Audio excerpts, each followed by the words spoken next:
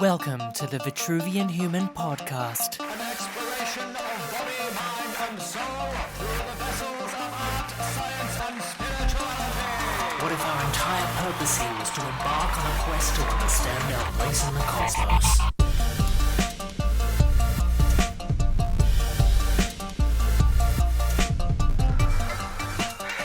Tell me everything you know. Greetings, curious humans, and welcome to episode 5 of the Vitruvian Human Podcast, the quest to understand our place in the cosmos with an uncensored exploration of body, mind, and soul through the vessels of art, science, and spirituality. Joining you on this journey are your two podcast hosts, Fehres and Maileen Joy. If you would like to know more about me and everything that I do, including Continuum, my online community of like-minded spirit seekers, you can go to chrisferris.com. To find out more about Maileen and her holistic wellness business, which offers yoga and holistic counselling both online and in person, you can go to maileenjoy.com. Our next very special guest is a multifaceted meditation and breathwork coach. Founder of two highly successful wellness businesses, Karmably and Reconnect Meditation, she inspires a broad range of people across multiple levels, from corporate functions and large-scale gatherings to personalised one-on-one sessions. A true example of someone embodying the very practices that she teaches, she aims to always bring her most authentic self to any situation, and supports others to do the same with elegant and profound words of wisdom, such as why being yourself is the only skill you will ever need. Ahead of us is a deeply honest and upfront conversation with her about her own quest to understand her place in the cosmos. It is with great pleasure that we introduce Ber Tan. Well, the time is flying by. We're already up to episode 5 of the Vitruvian Human Podcast, and with us today is a very special guest. We have Ber Tan speaking with us. Ber, how you doing? I'm good. I'm nervous. That's good. So we are too, so it's okay. Yeah, and I'm grateful, really grateful. Well, we are grateful to have you with us today. Thank you. And we've got my partner in crime, Maileen Joy. Hi everyone, welcome to the podcast, and I'm really excited for our guest on the show today. I've really been looking forward to this podcast. So, Ber, in our brief meeting in person that we had not so long ago, I have to admit that even though your vivacious personality and your infectious energy was a great experience to be around, your work and your reputation actually precedes you, because I had heard about the meditation and yoga with baby animals for, I think, even a couple of years before I actually got to meet you. And then looking up everything else you do, it seems like you've got a range of talents, from meditation and yoga to breathwork, and even now online raves on Facebook. Would you be able to, for our listeners and viewers, just give a bit of background about yourself? Yeah, sure. So roughly about 6 years ago, I went to a meditation camp, and it's called a retreat, but it's more like a boot camp. It's 10 days of silent meditation. So there's no talking, no tech, no exercise. And you're meditating for 10 hours a day. You don't eat after 12. And yeah. And that completely changed everything. Up until that point, I was always in my head, couldn't stop thinking, overanalyzing. I couldn't really feel what was going on in my life or how I felt about anything. Like you said, like, I'm really vivacious and happy, right? But then it was like, back then it was different.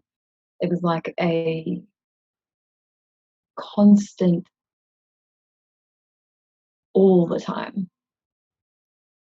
So a consistent denying of anything that I perceived to be negative. And that was very, very painful.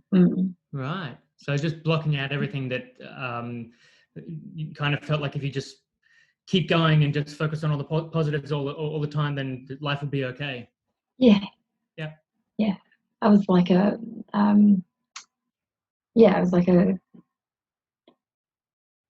super overachieving cheerleader, like yeah, and it was a beautiful part of my journey, and it was also what was keeping me crushingly sad. Wow. Yeah. Nice contrast. Yeah. Thank you. The visual too of that kind of, what was the visual you used with the cheerleader? Super overachieving cheerleader. Yeah, I like visuals like that because it's kind of like an archetype that we can see of that type of persona. And it's so clear that underneath it was like you kind of knew there was more to this. And so what I'm curious about is with the 10-day meditation, is that Vipassana? Yes. Yeah, okay. So I've experienced Vipassana once and I came out of it describing it like psychotherapy on steroids. And so what I'm curious about with your 10-day journey with Vipassana, was there a turning point?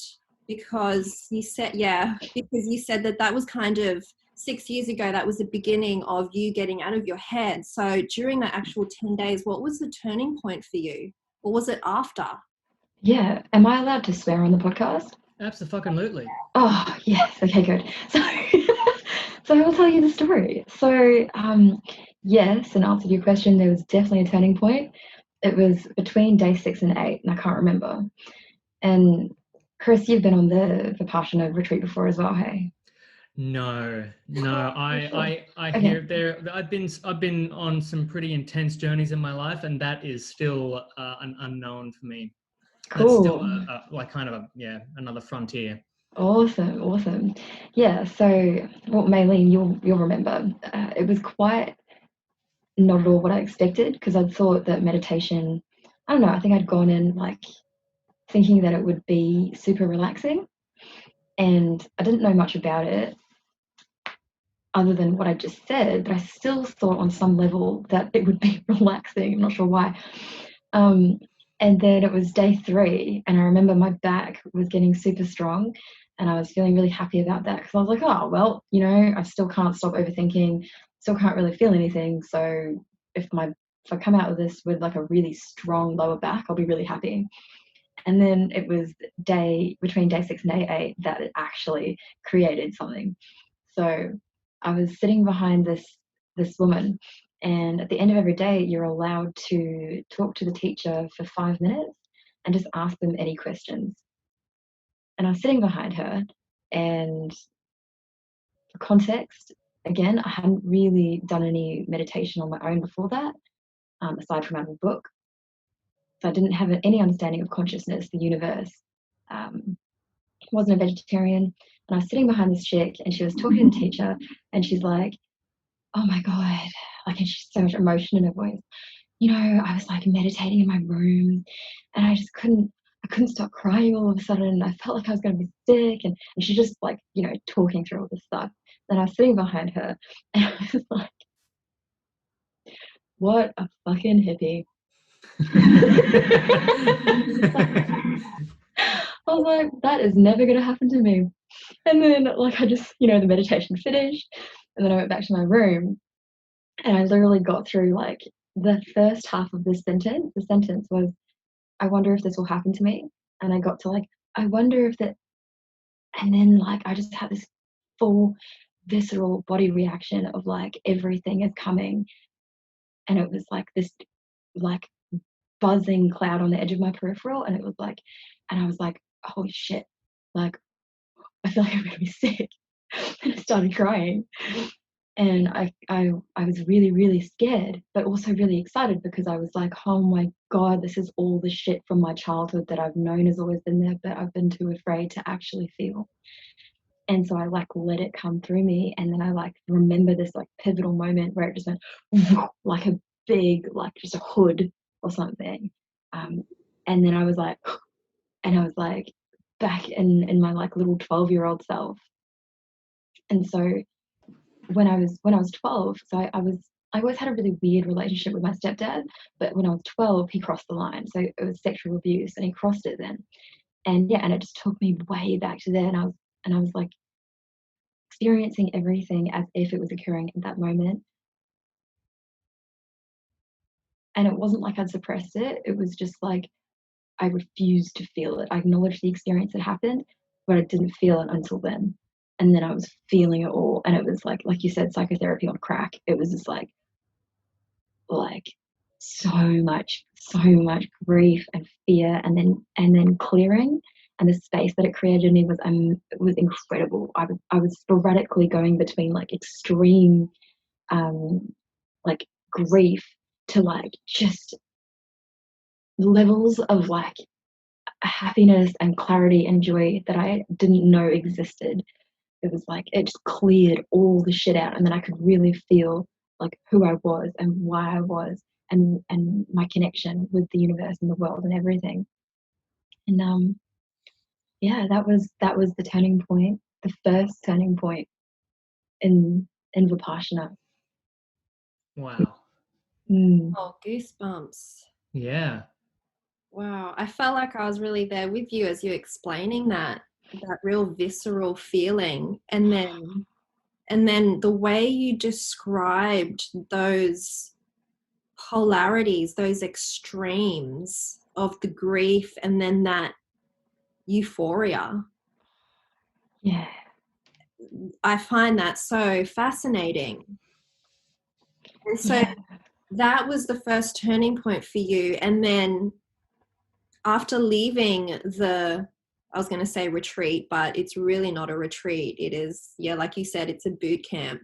After leaving that, I mean, what were you doing at that time in your life with your occupation? And then how did you then unfold into the last 6 years to where you are now?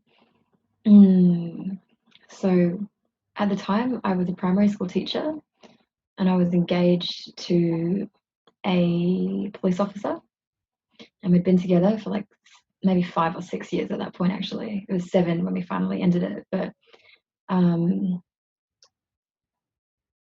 I do actually just want to take a quick detour, if that's okay, and speak to something else you just said. Absolutely. Yeah, so you mentioned how like the extremes or the polarity of the grief and the joy or the elation, I really like that word, were quite interesting. And I suppose I just want to share with anyone that's listening that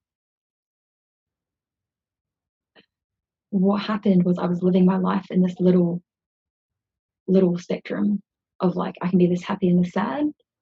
And because I refused to feel that level of sadness, it was like I couldn't, there was a glass ceiling on my happiness. And then it was like after that it like blew the container open, and then I could reach like these impossibly blissful states, and at the same time go to these lows that I'd never experienced before. So it's kind of like it just blew open the spectrum of my human experience. Yeah, wow. So it's almost like as if the deeper you could allow yourself to go into the abyss, the more you can allow yourself to feel down below, the more higher you could go.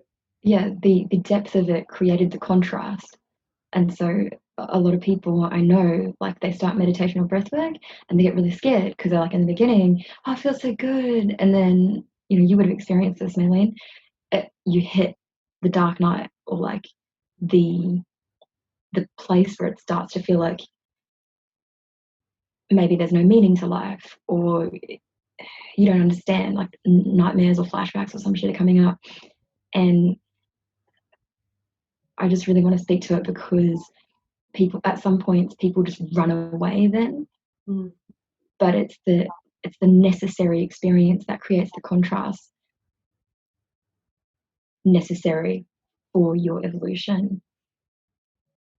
Yeah, you can't have well, it's like those two extremes. You can't have love without fear. And then if your understanding of either of those two polarities is only so deep, like you were saying, then you can't expect to progress any more on either side without the other side expanding as well. It's an inevitable eventuation of that exploration. Yeah. Wow. Oh, just on that, actually, you got me thinking. So, Ber, with what you're explaining with that necessary descent to be able to then experience a more expanded version of oneself or whatever that may be, this is something I find that for me personally, perhaps we can read about this and hear about it until the cows come home, but until we feel it in our body, then it's not a reality until we feel it, like you said, viscerally. So is that something that you found that you maybe had heard about and you could understand it intellectually, but it wasn't embodied until that moment? 100%. Yeah, I had intellectualized everything. Like I'm just, because I'm like, oh, you've got abandonment issues. You know, your mum left when you were a kid, and I was like, oh, you've got a fear of intimacy because of the abuse, and and you judge yourself, which is why you're locked in this cycle of overthinking. So, It cut out just as you were talking about the intellectual. Yeah. that's awesome. Well, basically, what I said was the winning strategy that you have for this stage of conscious that you had for the previous stage of consciousness becomes the losing strategy for the next stage. And so for me, it was the intellectualization of everything, which then had taken me to a point where I could evolve and come to terms with all my issues. But then it became the losing strategy and blocked me from actually having a visceral embodied experience of what needed to transpire in order to be released. That is so good. Can you repeat that? So the winning strategy for one paradigm becomes a losing strategy for the next one. Yes, 100%. That's excellent. Mm. That's such good advice. Can you you were in the middle of a story before you branched off briefly. Which was a great segue, by the way. Thank you. Yeah, I actually can't remember what the original question was though. You were with your previous partner, or you're engaged to a previous partner, and The cop. Yes. Yes. And it was the unfolding of the unfolding, the becoming of who you are now. Oh, yeah, okay. So immediately after I'm just like, oh God, tell the story. Immediately after I left the retreat, I was driving and I was super happy because I was like, finally, I can feel my emotions. Everything is awesome. It was like the Lego movie. And then I was singing Kelly Clarkson while I was driving, and I was like, I'll spread my wings and I'll learn how to fly. And then I had this visceral again experience in my heart, and it was like a stab. And I started to cry again, and I started to say no. And I had this moment where it was like direct. I didn't know what it was back then, but it was a direct message from my body, from the universe. You can't marry this man. And it was so heartbreaking because I was like on the way home to him. I was like so excited. I was like, oh, I haven't seen him for 10 days. Yay. And then I got that message and I just broke down and like tore me apart. I called my friend and I was like, it was really not funny at the time, but I was in hysterics and I was like, I don't know what's happening. I'm gonna end it with I'm not gonna say his name. I'm gonna end it with XYZ. And she freaked out on the other line because she'd been the one that had recommended me to go to Vipassana, and she was like, "What?" And she was like, "No!" It was just crazy. And then she told my other best friend, and they couldn't sleep that night because they were like, "What's happened?" And then he and I spent like the next 2 years just trying to work it out, basically. And I'll skip over this part because it's not important, but I went on a kind of like a self-exploration of like psychology, to see if there was some way I could remedy this feeling of not wanting to be with this man that I loved. And eventually that journey took me to the UK, where I ended up in another relationship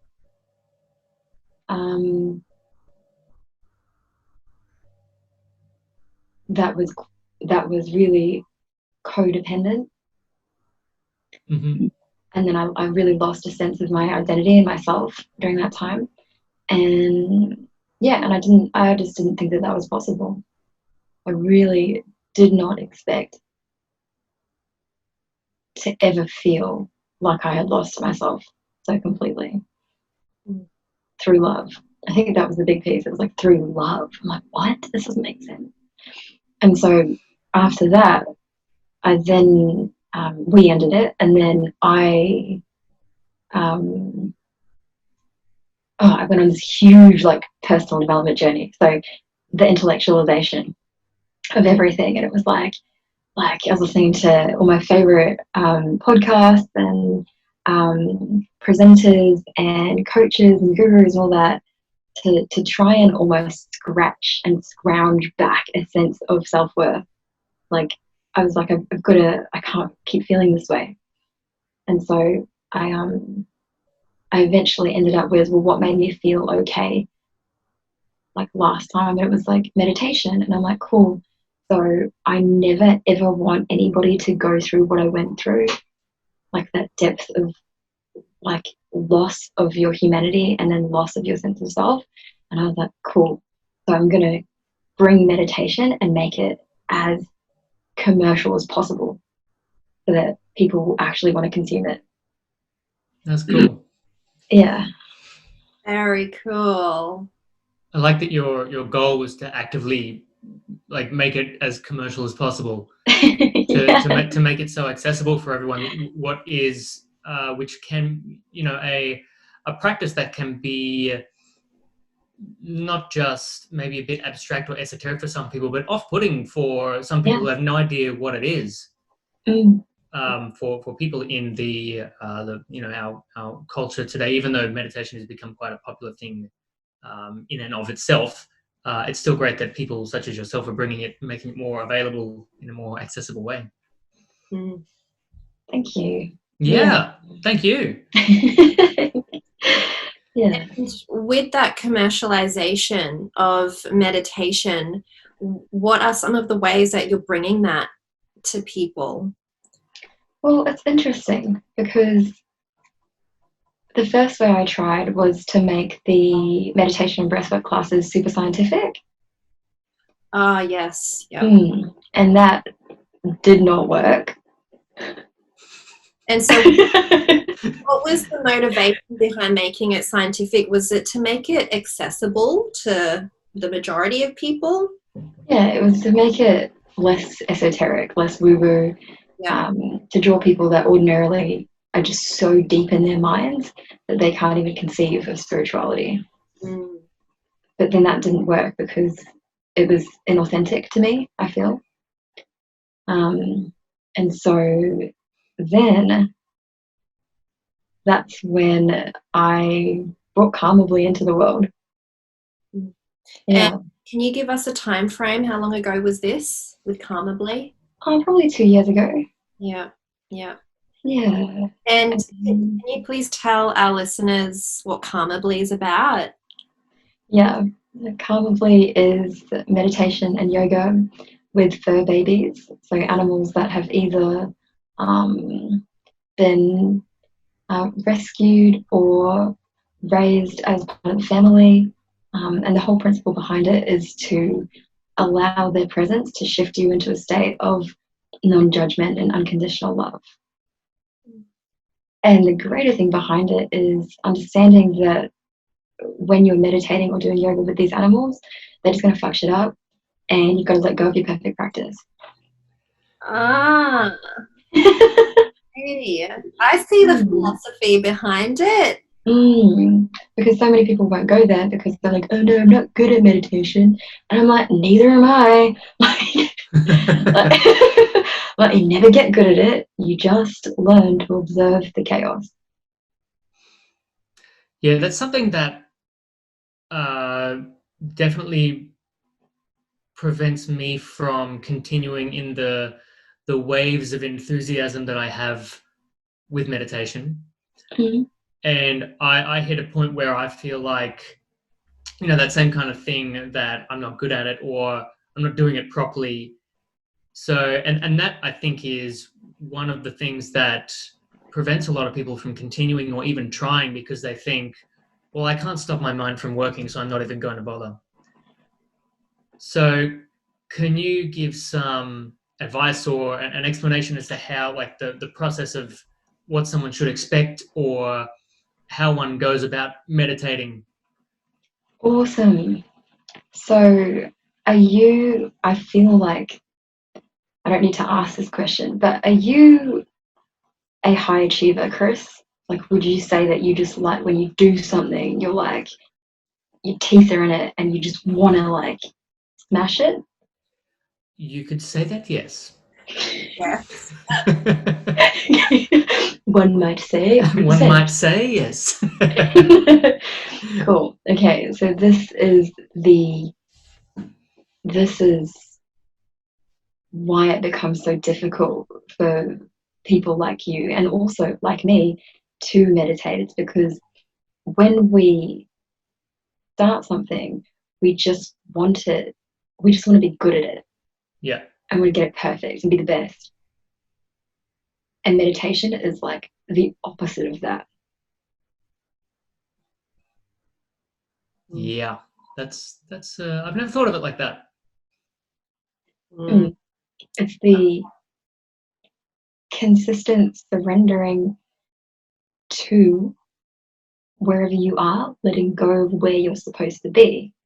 Right. And so for the high achiever, for the person who's super driven, is used to achieving everything, getting everything done perfect, it's like, well, there's got to be some kind of external goal that I get to, and then I'll know that I'm doing it right. I'm doing what I need to in order to get the benefit, to reap the benefit of this exercise. Yeah. And the meditation is surrendering that and instead just embodying moment to moment exactly how you feel. And so for first timers, it's like, especially for high achievers, they'll sit down, they're like, okay, I'm going to do like 20 minutes, right? And it's too much. Yeah. Yeah. You got to, if you're just starting, you start with 5 minutes, because the chaos that's in your mind it just never ends. It's insane. We've all been hardwired to constantly be thinking about the next thing that we're going to do in order to get where we're supposed to go, and so it's like, wait a minute, you mean I actually have to sit and do nothing? And on a very, very deep and unconscious level, what's playing out is, if I do nothing, then what do I contribute? And if I'm not contributing, then why do I exist? And if I'm questioning why I exist, am I really worthy of existing? Yeah. Then maybe I should just die. And it's like, you can go down there, but on surface level, what it will manifest is, I'm really cold, or I'm hungry, or this is stupid, or I'm not good at it, or I need to turn the oven off, or I need to fix all these things on my to-do list. What's that sound? What's that feeling? Is that a bug? Like, all of that is going to come up because the ego or the survival mechanism senses that you're actually about to experience the moment. And that's really scary. I just got chills. That's, yeah.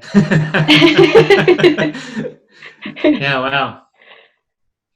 Like the essence of who you are. Yeah. And it's like, oh my God, but what if I'm not actually anything? And then that's where that feeling of like bliss and oneness comes in. It's like, no, you're not. You're not anything. You're everything. Yeah, that's a really new way to look at it for me, and that it's kind of like the antithesis of what I feel to be my purpose here. Is that I must be doing something all the time, and to then do the very opposite of that. As you said, it starts to, whether I'm aware of it or not, it will manifest in other ways, but deep down there's this potentially this stirring of, you're wasting time, you could be doing something else, you could be making, you could be doing, you could be being. Yeah, you could be serving others. Yeah.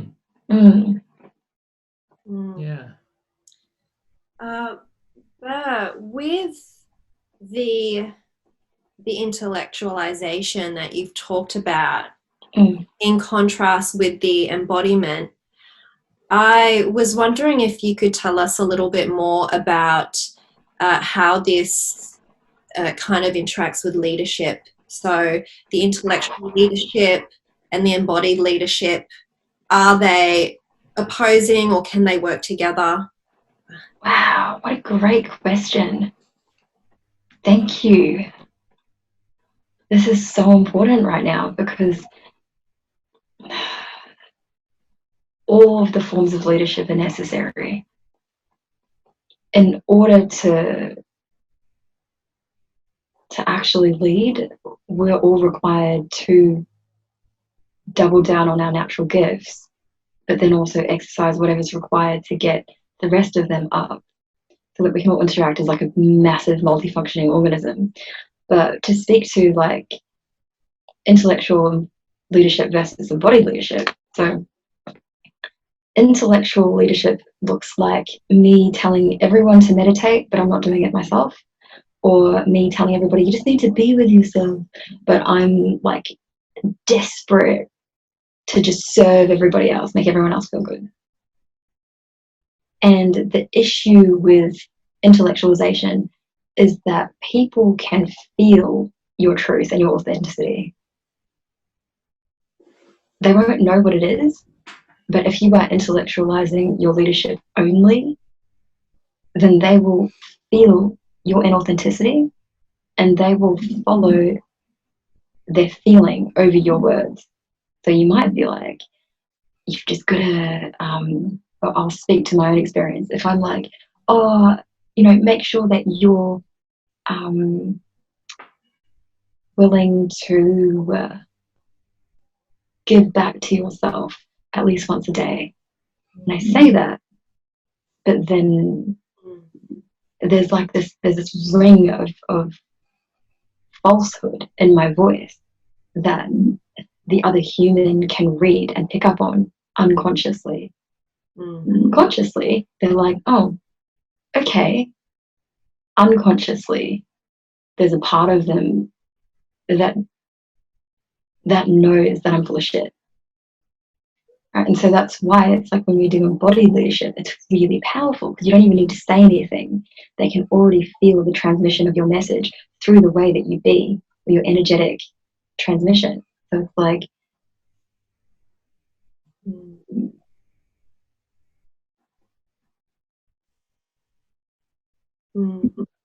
there is a consistent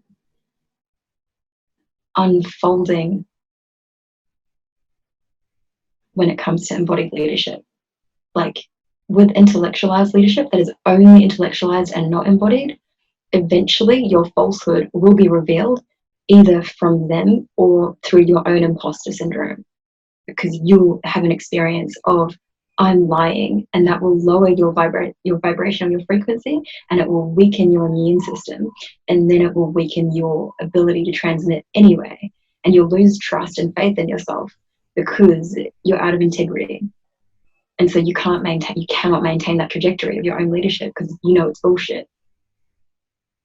Whereas if it's embodied, it's like I'm in full integrity with myself. So I don't even need to think about what I'm going to say next. I don't even need to know what I'm going to tell you to do because it's just my truth coming out of my mouth.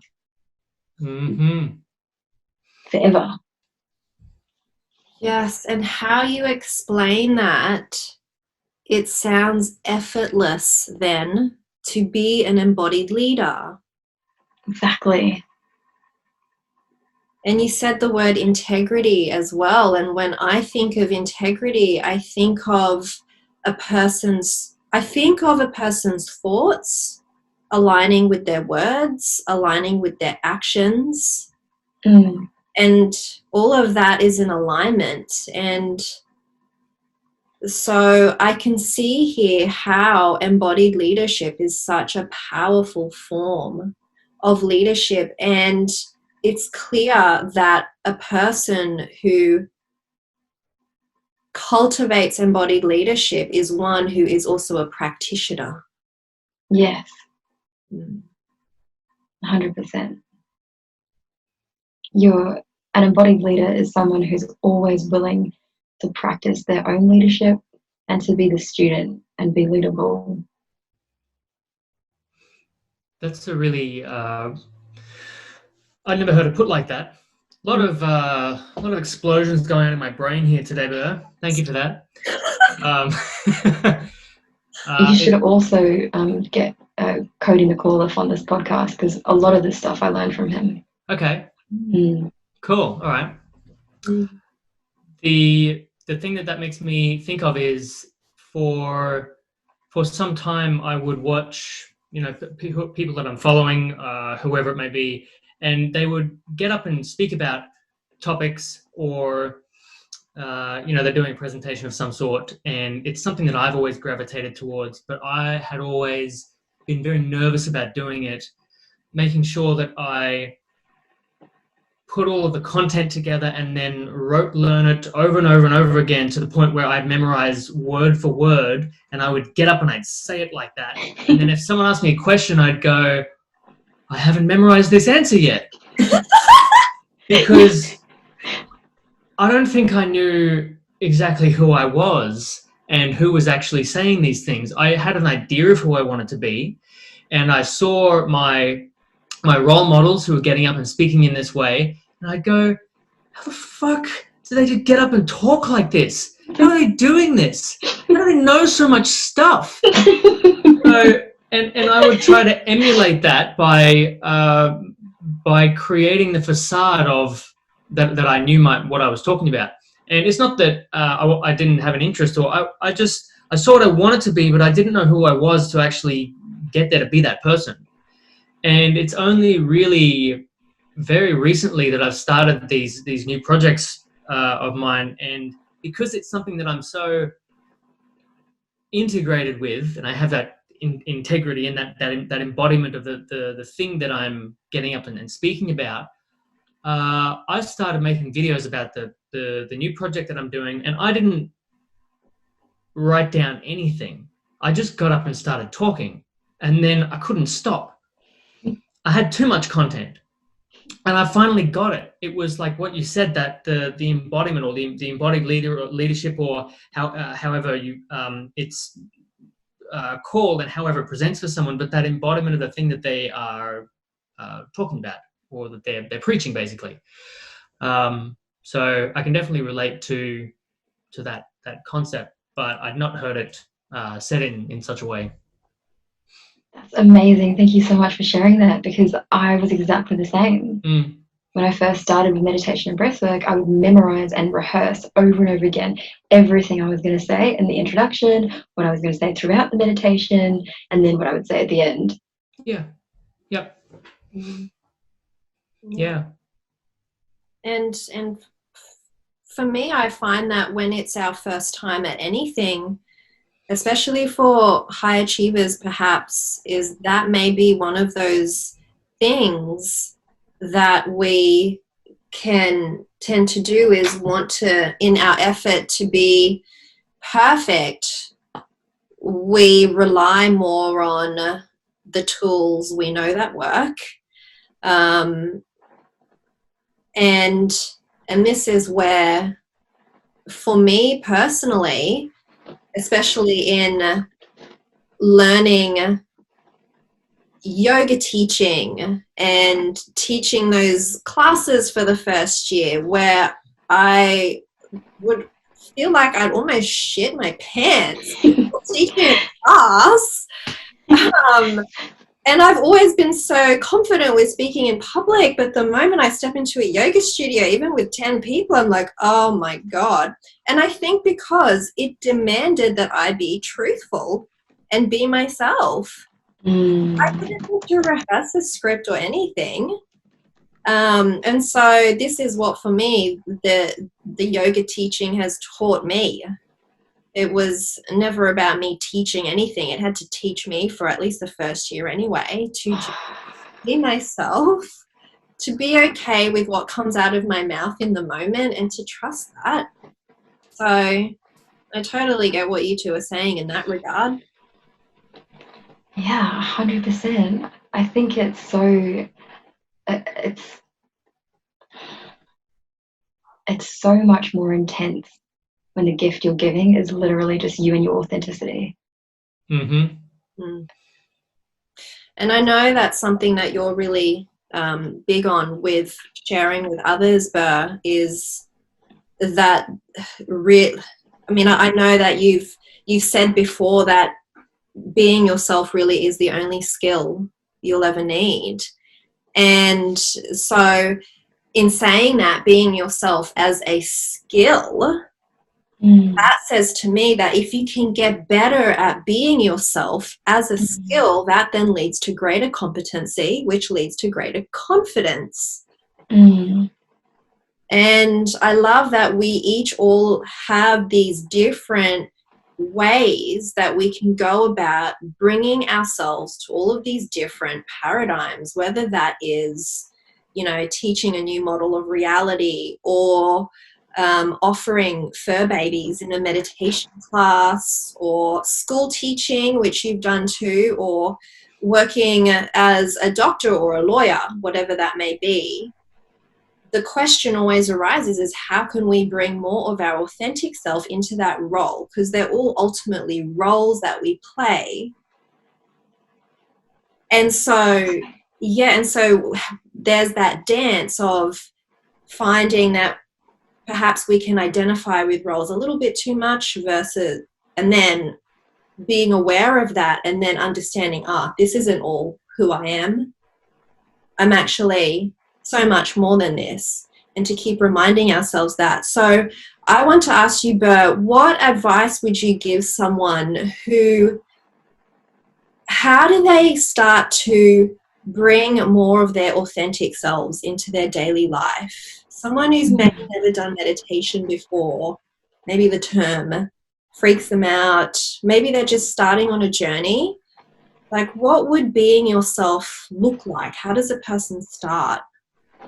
Awesome question again. So when someone asks me, well, how do I be myself more? Like, I say, like, you've just got to be yourself. And they're like, yeah, but I don't know how.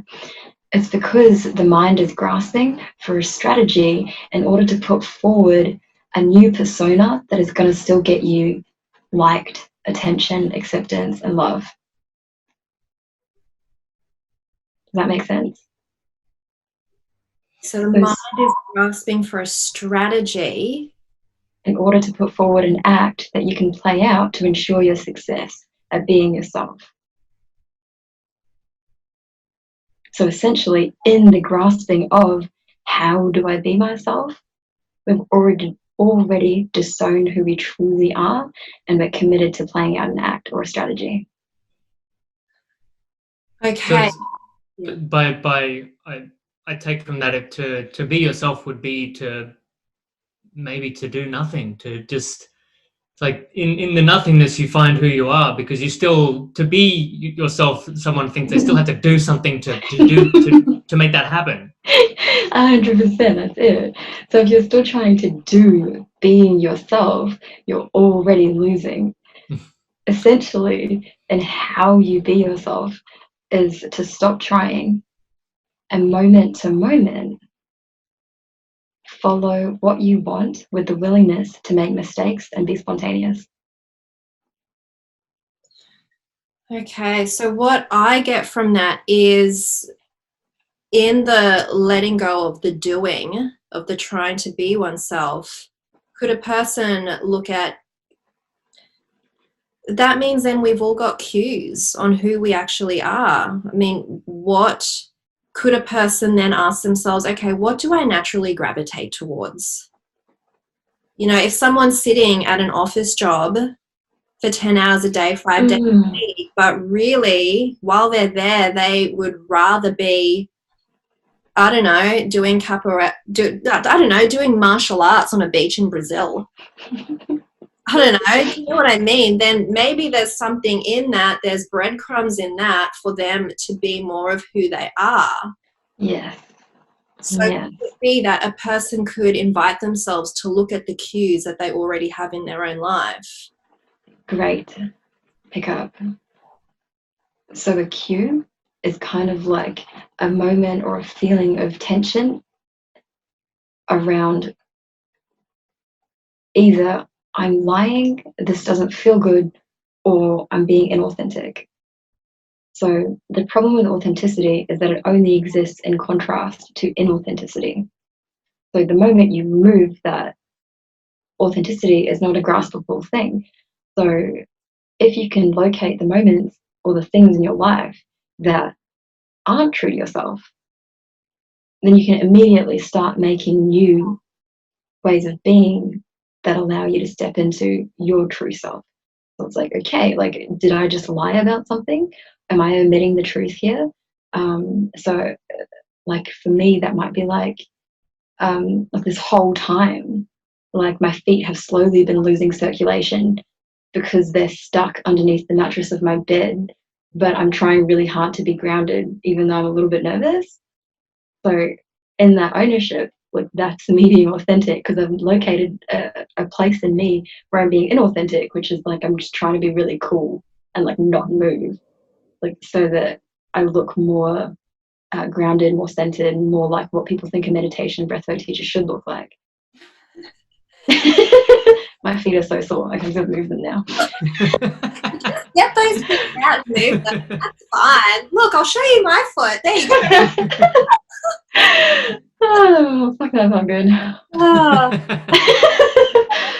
Yeah, and I love that. It's really interesting how us humans think that certain things have to look a certain way.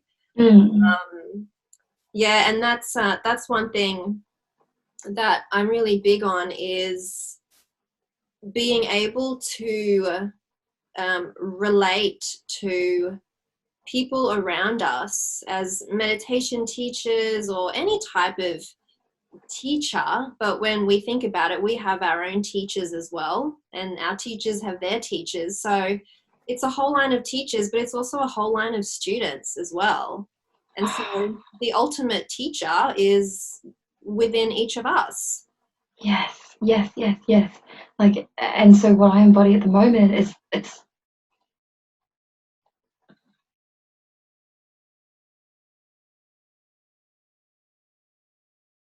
I am a student of life, because I can only ever see in you what I require or what I've experienced already, right? So, like, this whole conversation is teaching me. When I work with my clients, like, they're coaching me. I don't know what I'm going to say. I don't know what needs to be said or heard or felt.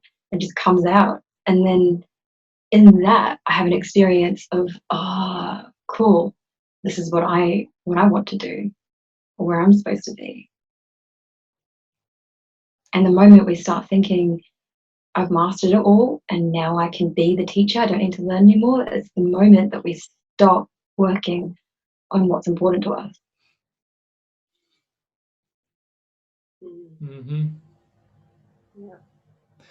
Now, my Tai Chi teacher that I used to see would always get me to teach other people, because it would make me essentially a better student for him. And it was this continuous lineage, and then he would do the same with his teacher. And it wasn't about being, having the power play of being a teacher for somewhere else. That wasn't the point of it. The point of it was that you got better at doing the thing that you're teaching, and that they could be better at as well, and everyone benefits.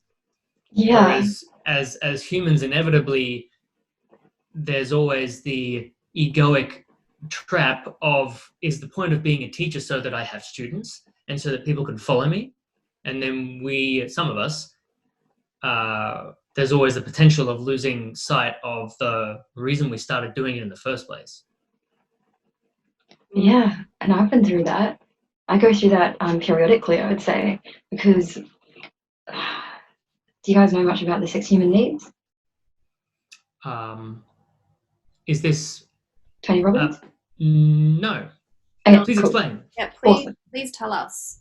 Okay, it's not a massive thing, but he speaks to, we all have 6 human needs, and if we don't have them all full, then we lack fulfillment in our lives.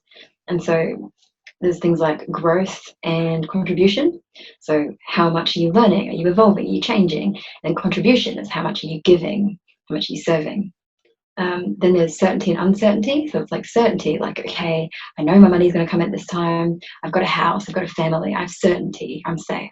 But then it's like, if I don't have any uncertainty, I get bored as fuck.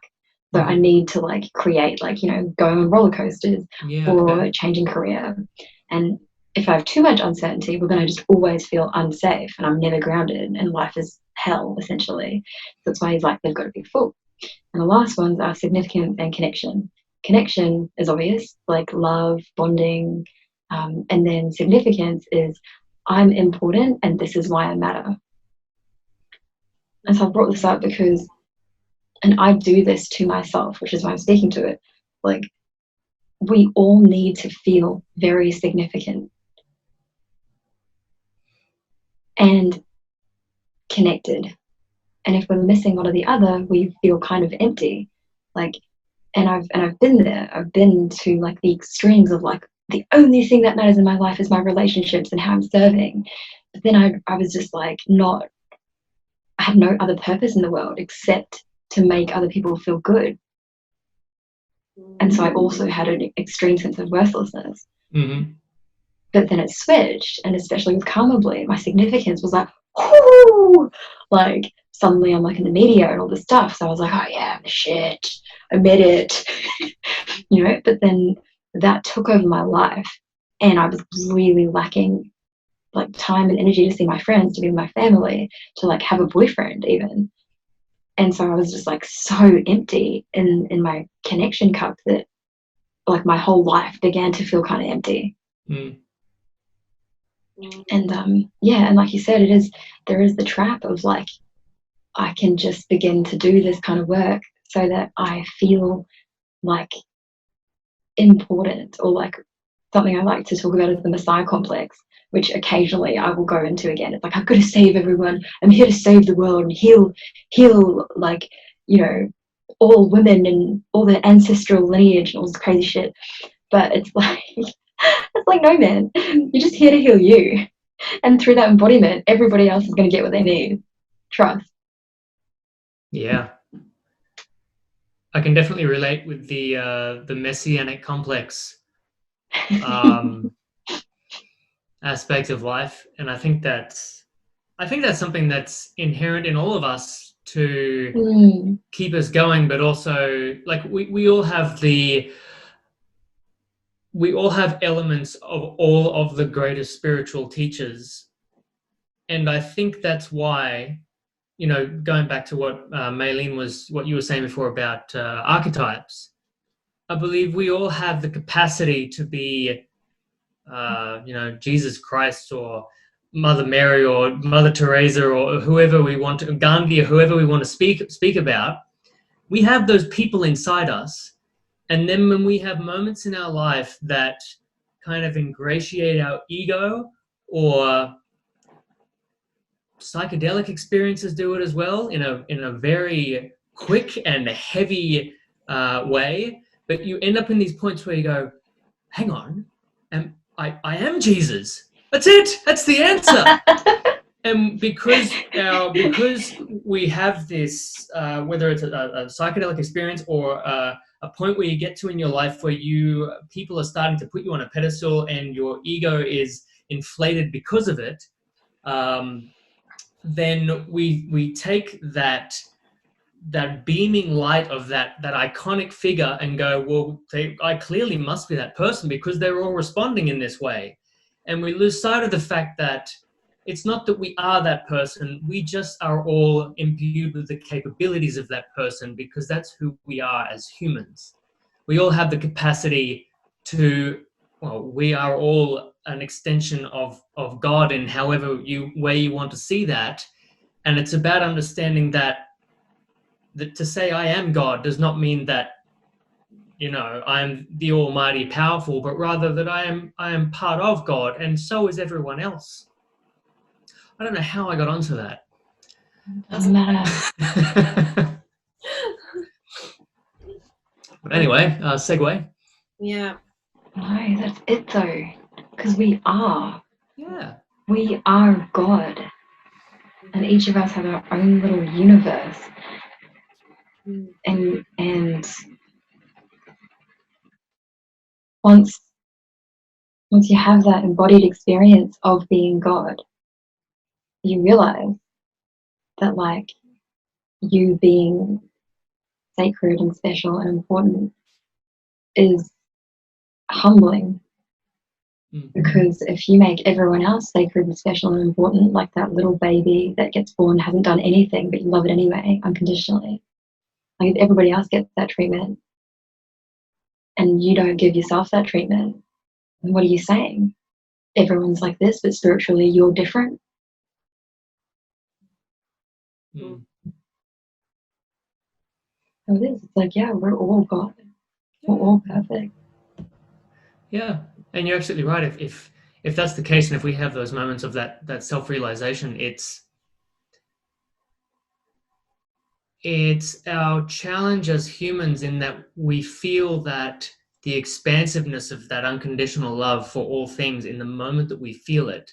But because things go in waves, when the wave dips back down and we lose the intensity of that experience, we lose connection somewhat to the feeling that it gave us, and it makes it more difficult for us to then apply that unconditional love to other people in our lives. And it goes back to that what Maileen was saying before about you can be told something 1,000 times, and until you feel it, it means nothing. So yeah, it's an interesting experience being a human, I guess, is the sum total of my summary of it. I feel like we have moved exclusively into talking about psychedelic experiences. That's what's happening. No. I only said that once or twice.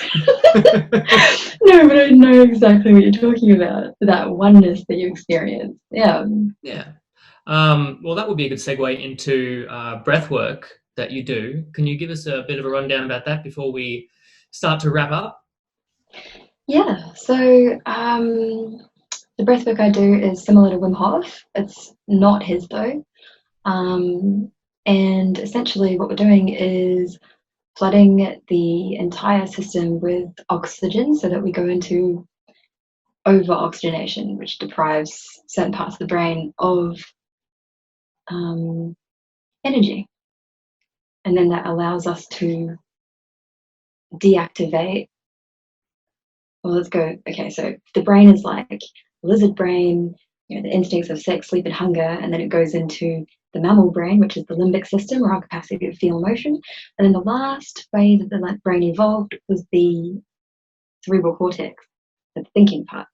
And so when the brain gets deprived of oxygen, the most sensitive parts of it will switch off. And because it's the youngest, the cerebral cortex, it just goes and goes offline. And then that's why you can pop into states of actual being just with your emotions or just with your pure instincts. And so, yeah, it can definitely allow you to go beyond your mind into the next dimension, into the astral plane, because you're altering your oxygen and CO2. And this is where it gets really esoteric. And that combined with your complete presence with every breath, because it's not gentle. It's like, it's quiet, it's work. It's what's called breath work. It's not like breath lounge, breath work. And yeah, and it requires you to consistently show up over and over again for like 30 minutes or however long with every breath, and you have to consistently let go of what's going to happen, what's next, and just be with this. And it's like this, and then eventually you pop, and you just go. Is this what's called holotropic breathwork? Yeah, very similar. Holotropic is a very specific kind by Stan Grof, and that goes. Okay. Oh, right. Yes, of course. Yes, yeah. So that's different to mine because mine will only go for about 45 minutes. Okay. Yeah. Did that answer your question? Yes, of course. Okay. It'd be bad if I said no, right? No, it wouldn't. Because I could talk about it for days, but I was like, oh, I'll just speak to the mechanics of it. Yes, shoot. I would like to expand on that and just ask a question. about the breath work, which I find breath work so intriguing. With the breath work, my understanding is that it can allow a person to release repressed or suppressed emotions and certain types of trauma. On the flip side, could breath work trigger sensations or traumatic responses that can actually re-traumatize a person depending on what's buried in their body? So in saying that, is breath work suitable for a person who's maybe at a particular stage in their self-awareness? It's just something that I'm curious about. Or is there anything that you've personally experienced or observed in others with any trauma that is triggered with breath work?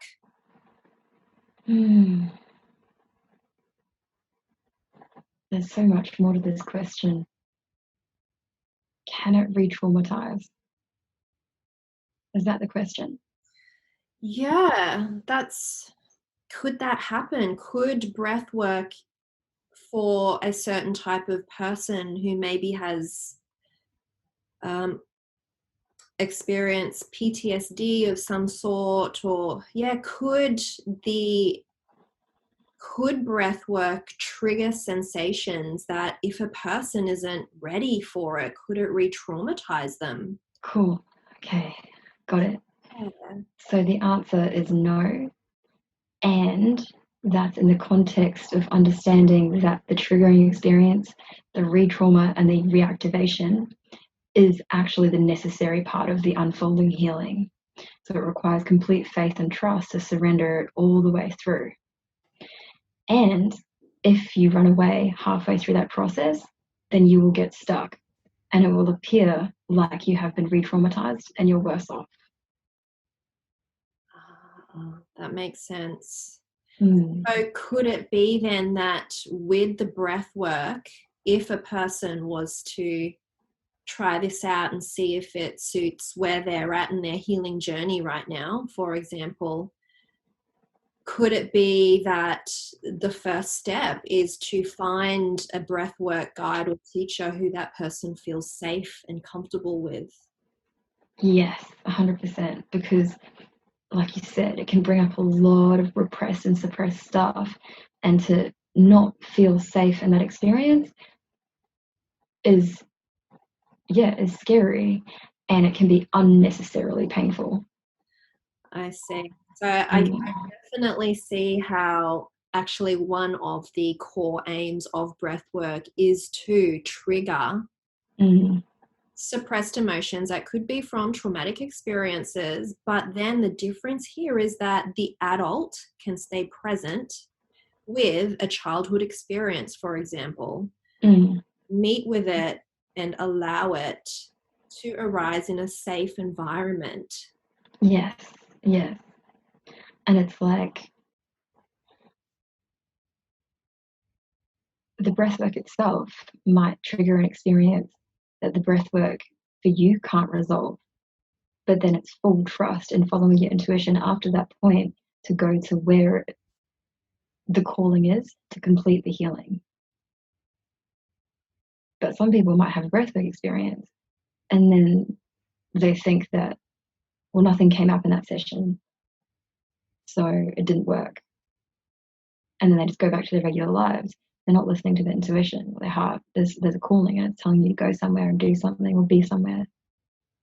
And that completes it. Right.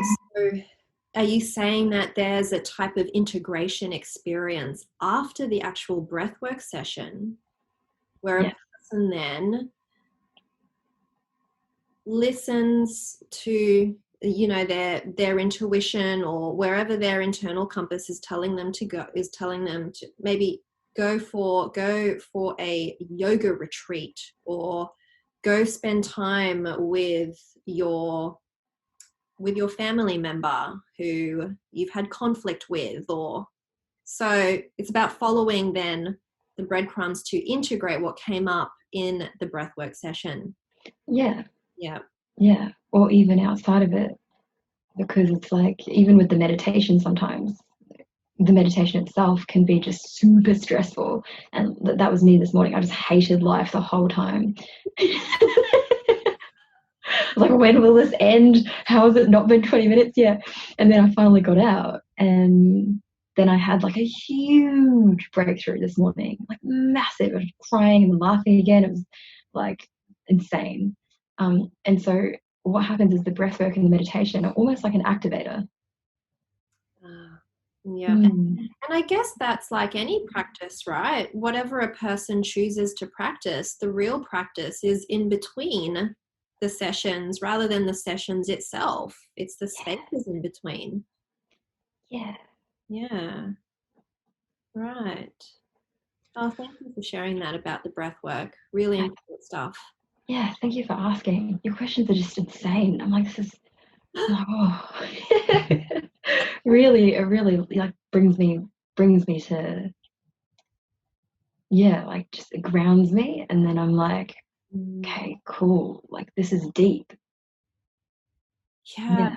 Well, with someone like you who is such an incredibly resourced woman in terms of what you have experienced and how you connect with others and how you share that with others, I just thought, wow, this is my chance. I'm just going to pull out all these questions because people need to hear this stuff. So thank you. It's so great. Chris, do you have any other questions? The only question I have is, where can people find you? Yeah. What websites and social media accounts, and how do people get onto all of the great things that you're doing? Cool. Okay, so for Karmably, for my like meditation with baby animals events, it's www.karmably.com.au. And then for like corporate meditation, it's reconnectmeditation.com.au. But really, if you just want to work with me one-on-one, or in small group coaching, which is so much more what I prefer because of the intimacy and the connection. Like, essentially, I'm just like, I just want to be myself with all my friends who are also being themselves. Like, just friend me on Facebook under Ber, and then we'll talk. Cool. Sounds like a plan. So everybody listening and watching, make sure you get on Facebook right now and find Ber, and she will fill your life with amazing things. Thank you so much for this amazing conversation, Ber. Is there anything else you wanted to add?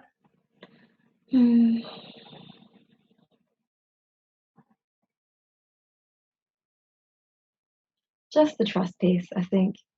I know for a lot of us on this journey, including myself, there's so many like ups and downs, and we reflect back on like all the things that we've done, and it can seem like, I shouldn't have done that, or that was the wrong thing to do. But ultimately, the universe only ever gives you the experience that's required to stretch your capacity or your energetic capacity in order to give you what you've asked for. So it's like, if I have a goal to like one day speak, like be on a TED stage and do a speech there, well, it's going to put all these crazy challenges in my way, because the universe is like, man, no, you're not ready. Like, you've got to fail a few times first. So. Well, I'm looking forward to seeing you on that TED stage, and I'm sure it's going to happen. Okay. Thanks so much for such an open and upfront conversation, Ber. It's been such a pleasure to have you. And when isolation is finally over, it would be great to have you here in person in the actual studio, and we can do all of this again. Yay! Yes, full surrender. That sounds awesome. Thank you, Chris. Thank you, Maileen. You've been awesome. Thank you so much.